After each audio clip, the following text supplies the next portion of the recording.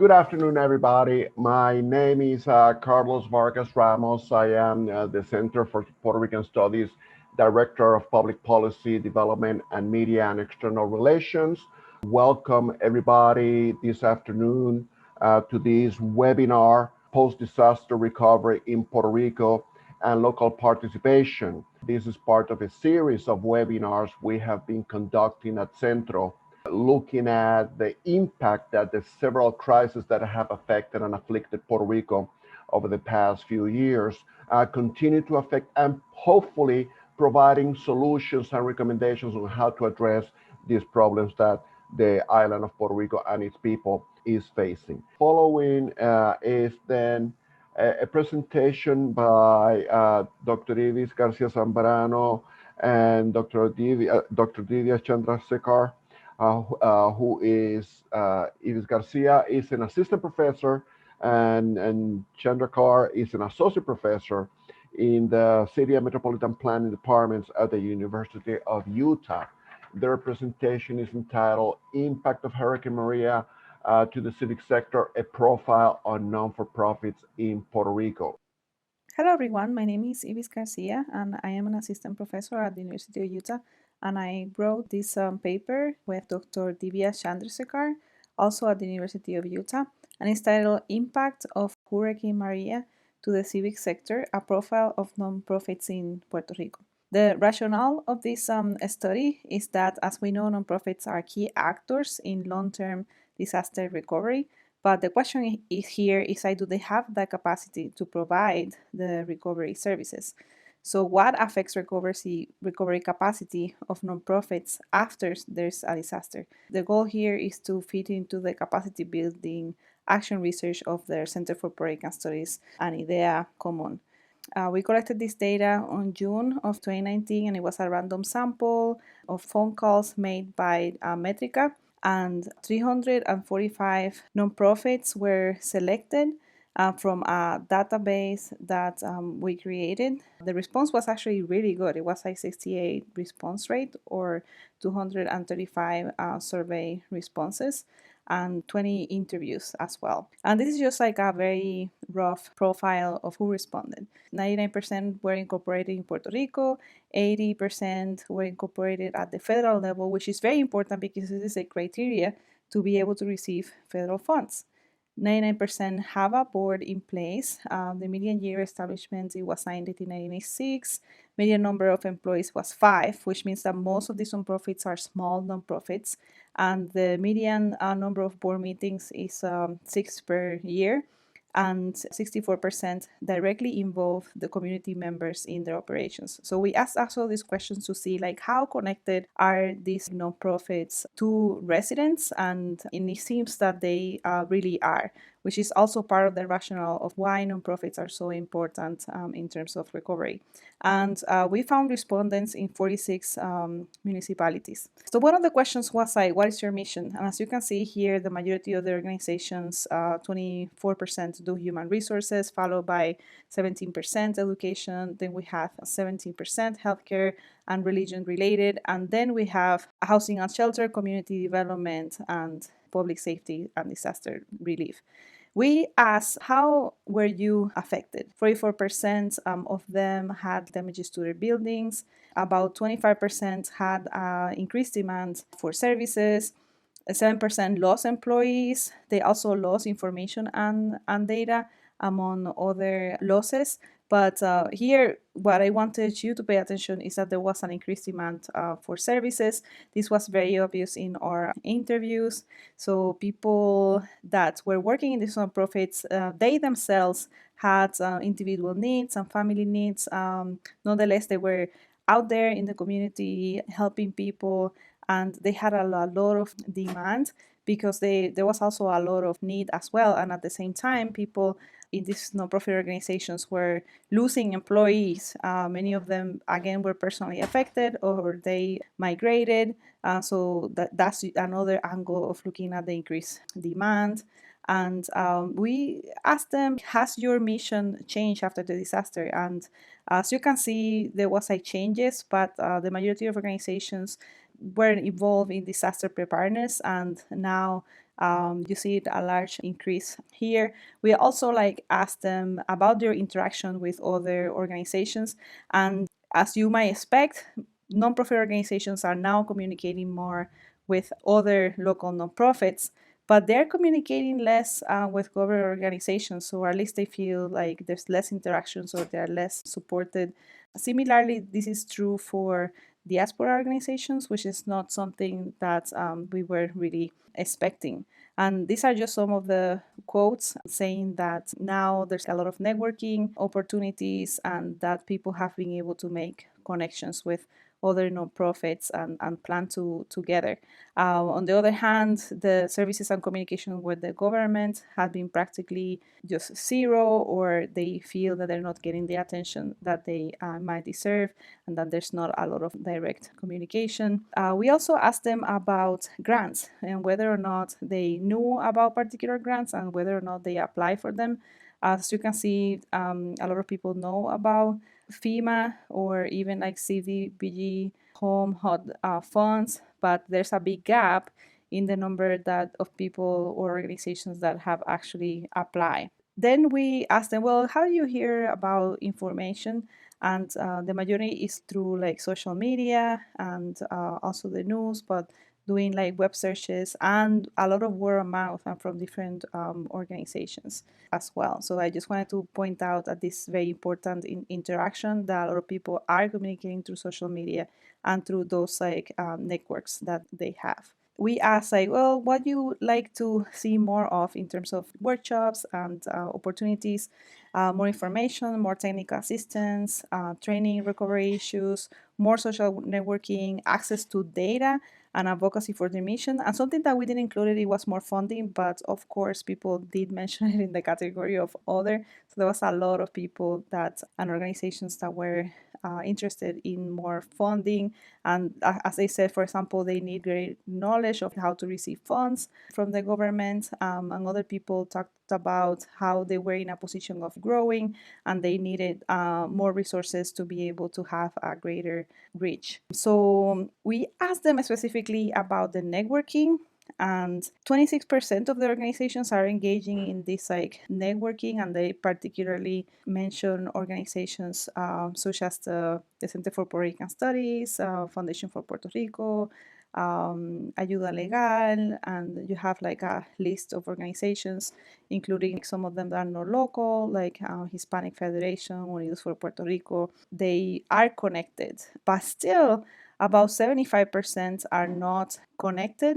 So there's the need to reach these organizations so they can increase their capacity and networking. Other people talked about funding and how there was this interest in partnering with organizations in the island, but maybe there's like people from the outside or larger organizations trying to like network with smaller organizations because they had more resident connections, and that they needed to be like careful about those types of partnerships. Something that we found very interesting is that the organizations in Puerto Rico are very dependent from donations from members. So most of these organizations, 45% of their funds are through members, which also implies that many of these organizations are very small organizations, but 32% of them receive like donations from private entities. About 16% of them receive funding from the central government. But again, there's a need for more grant making and for external sources of funding. So as a conclusion, we have found that there's a lot of energy in the nonprofit sector in terms of them changing missions, increasing the demands, having intensified local interaction, particularly among themselves. And they are aware of this, of course, but they want more help with capacity building across the board, from better understanding of technical recovery issues and mitigation to grant writing. So thank you so much. I just wanted to end with this quote. In every agency, there are people who generally want to help, that generally want to see the island recover and to become what it once was or even better.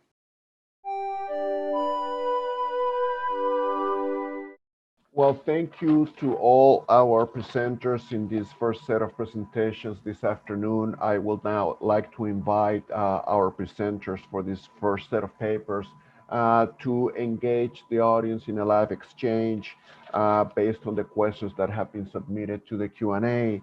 To begin the conversation rolling, and I'm going to ask the presenters who presented to make their faces live by um, presenting on their video. Thank you, Roberto. Um, Marines. Marta, if you can, please join us as well. And Manuel.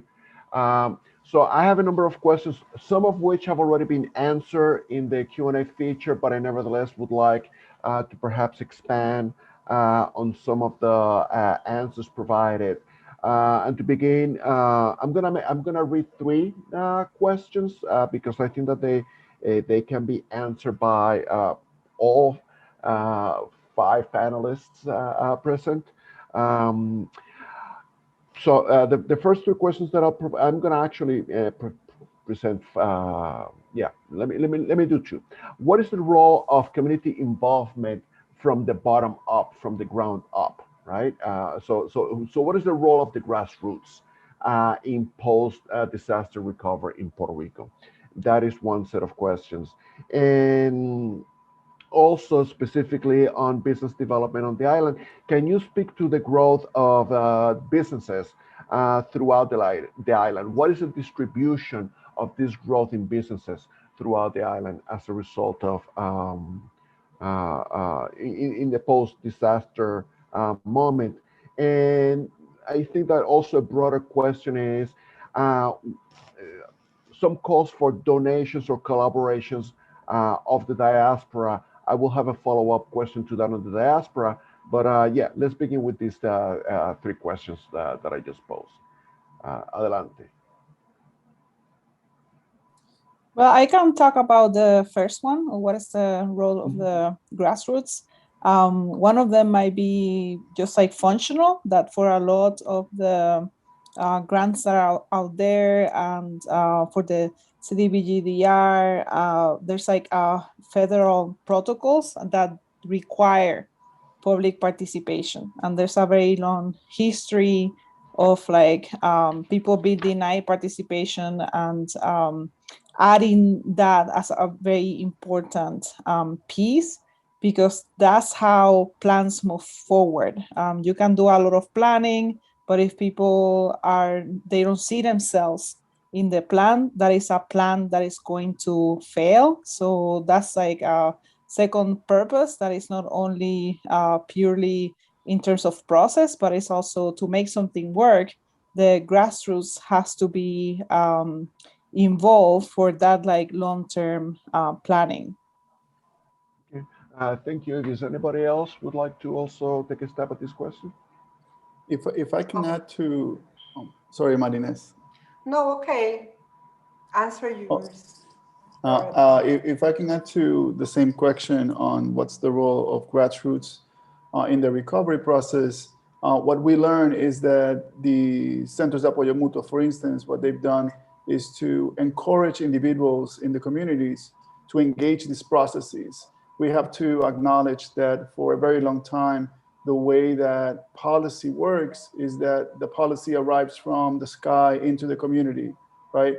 The government implements a policy or a project or a program on a community, and the community is just a recipient. And what this process, like Ibis just mentioned, it has an element that requires the participation of the community.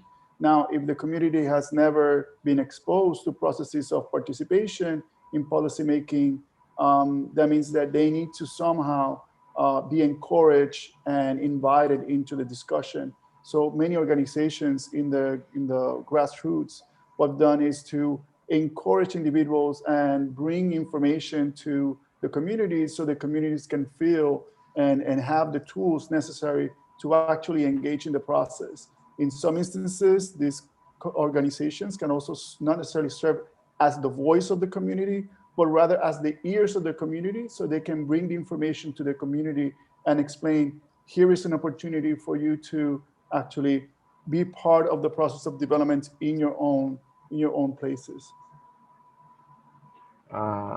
Yes. Thank you, Roberto. Anybody else would like to address Yes, this? the one about the distribution of the business in Puerto Rico. I don't know if Marta or Manuel want to answer this question. Manuel, do you want to answer this one? Or Marta? Yes, I would like to present. Can I present? I would like to share a graph that maybe is. Can I share? Let's see. No. I'm not. Well, Yeah. it's okay. I can say about the distribution. We can see that throughout the 8 years that we have been participating in the GEM study, you can see that the TEA, which is the new and the nascent entrepreneurs, has been increasing throughout the years. So there is the intention to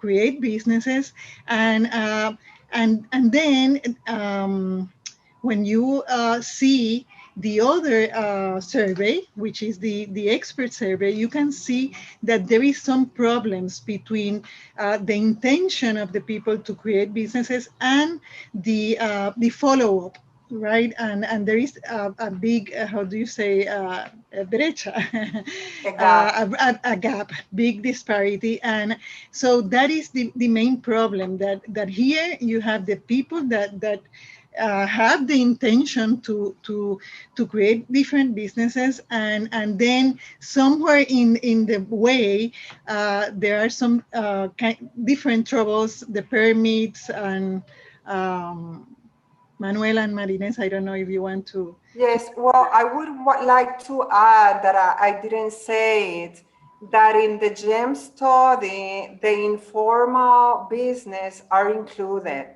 We think that this is really important. And concerning the distribution of the business in the island, although our sample is representative, is a probabilistic sample, and it is representative by region in the island. However, we don't have the specific information about where each business is based. So the sample is geographically representative, but we cannot answer specifically that question about where are the business that we identify in the study. Just thought something to this. Even though we cannot make that distinction, we can more or less have a profile of the entrepreneur, and we know that young people have a very strong entrepreneurial spirit. When we compare age distribution, we see that most of the entrepreneurial initiatives and activities are concentrated in these people between 25 and 40 years. So that's where the strength is. Therefore, if you think about the distribution of the population, of the age distribution of the population in the different areas of Puerto Rico, you can therefore infer that it might be also a distribution that represents entrepreneurial activity, mostly in the areas where young people are more crowded. A slightly related question to the distribution of the growth in businesses post-disaster is, can this increase in new businesses in Puerto Rico, does it involve mostly Puerto Rican, or does it involve also foreigners? And I think that implicit in that question is the fear that there may be in some sectors of the Puerto Rican society as to people just trying to profit from Puerto Rico without necessarily building Puerto Rico up. Well, the sample is from the residents of Puerto Rico. So it has, Manuel put these, is 12%, right, Manuel? Is the percentage of foreign people here in Puerto Rico that lives and have created a new business. So they are residents in Puerto Rico, but it can be the people can be foreigners. Mm-hmm. I would just want to add that we are working on a very interesting paper that is about transnational diaspora entrepreneurship.